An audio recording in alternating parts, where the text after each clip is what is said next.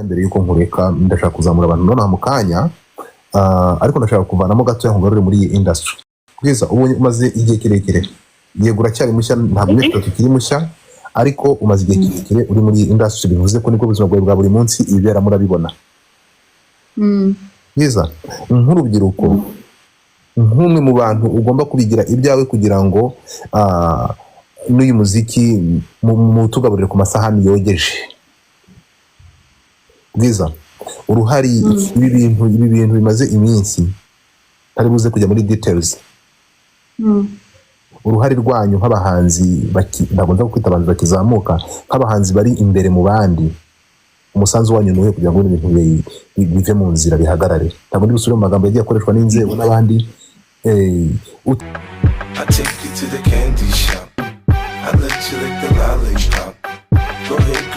Tekereza ko ibintu bimeze gute ibi ngibi by'abantu bakoresha social media nabi, social media nabi, twumvishemo bikoma abahanzi batigeze mentioning amazina yabo, ari impamvu ngarutse kuri icyo kintu. Utekereza ko ibintu uruhare rwanyu nuhe kugira ngo mushyigikire inzego kugira ngo iki kintu gihagarare completely, mufokasinge kuduhereza ibyishimo mu muziki n'ibihangano byanyu? Navuga ko uruhare rwanjye ni nk'uruhare wenda kanivugeho kuko uno mutse ngiri hano,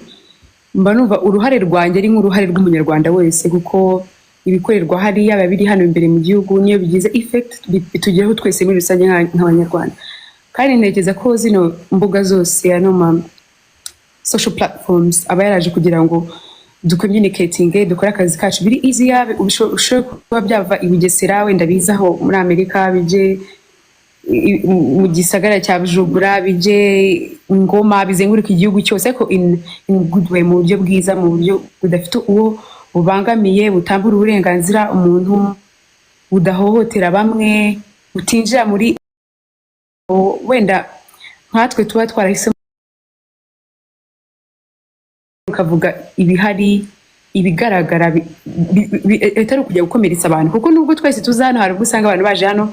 akafite ibindi bibazo wenda yasize mu rugo ategeze basha kuvugira hano, ariko wenda niza hano ndibuze guseka, ntabwo uri bumenye wenda Bwiza sinariye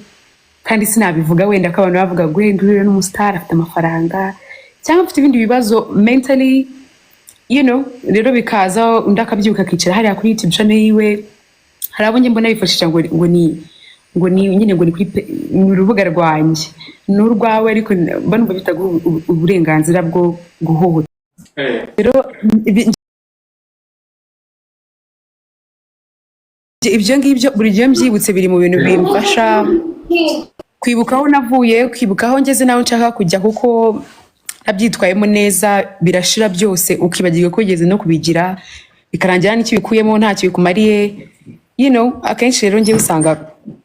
ngerageza kwibalansinga, nkakora ibyo nkora, nkataha, nkaryama, nasanga iwacu bahari nkicara nkatera story na papa na mama, umunsi wanjye nkaryama bugacya, nkasura inshuti y'abavandimwe, n'aba mfite studio nkaba ndi mu rugo, ubuzima bwanjye bukagenda gutyo. Nkeka ko ibyo ngibyo buriya no kuba kugira Imana ukaba ufite ababyeyi mukiri kumwe mu bana, nabyo biri mu bintu birya bidufasha cyane nkatwe nk'urubyiruko, like nitwirare nyine.